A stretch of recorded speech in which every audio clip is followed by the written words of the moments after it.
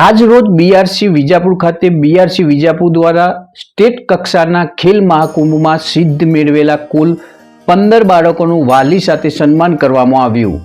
આ તબક્કે ઘોઘાધામ પિલવાઈના મહંત શ્રી ગિરીશ બાપા અને મહંત શ્રી વિક્રમ બાપા, બીઆરસી કો વિજાપુર શ્રી ભરતભાઈ પટેલ, સહિયર ગ્રુપના પ્રમુખ શ્રી કુનાલબેન, રોટરી ક્લબના પ્રમુખ શ્રી સંગીતાબેન, સીઆરસી કોઓર્ડિનેટર જગદીશભાઈ, આઈડી વિભાગનો સમગ્ર સ્ટાફ તથા વિજાપુર તાલુકાના તમામ દિવ્યાંગ બાળકો અને વાલીશ્રીઓ હાજર રહ્યા હતા।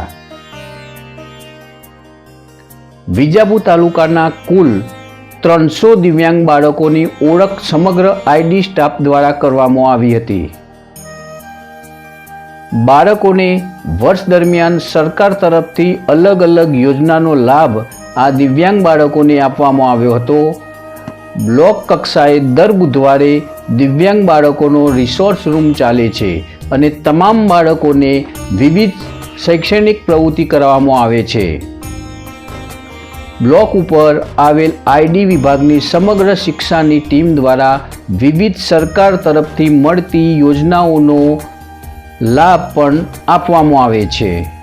આજ રોજ બીજી એક મહત્વની જાહેરાત કરવામાં આવી કે બ્લોક ઉપર દર બુધવારે થતા રિસોર્સ રૂમમાં આવતા તમામ દિવ્યાંગ બાળકોને 1 વર્ષ સુધી પૌષ્ટિક ભોજન ફ્રી ઓફ સેવા આપવાની જાહેરાત ઘોઘાધામ પિલવાઈ જીડીપી ધામ પિલવાઈના મહંત શ્રી ગિરીશ બાપા અને મહંત શ્રી વિક્રમ બાપા દ્વારા કરવામાં આવી।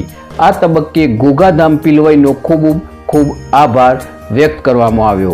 સમગ્ર કાર્યક્રમનું સંચાલન CRC coordinator Pilvai Shri Jagdishbhai R Vihol દ્વારા કરવામાં આવ્યું હતું। આ સમગ્ર કાર્યક્રમનું આયોજન બીઆરસી ભરતભાઈ વિજાપુરના નેતૃત્વ નીચે કરવામાં આવી હતી।